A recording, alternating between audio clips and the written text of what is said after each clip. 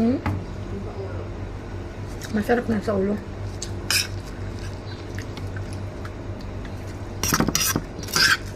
Nakabingwit kami ng isda. Parang isda yun na Pinas.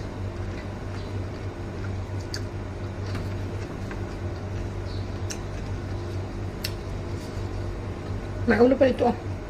Sap-sap. Hmm? Parang isda yun na Pinas. Ang? Yan.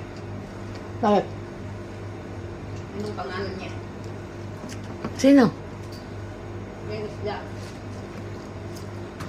Iwan ko ano ba itong pangalan doon? Mahal man to dahil doon. Oo. Sobrang mahal to doon. Sabi ng asawa ko, ang nakakakain lang doon ay maraming siya. Oo, mahal to doon.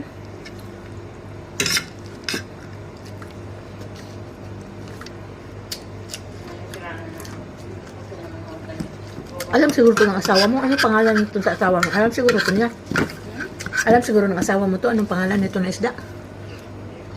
Ako hindi ko maalam.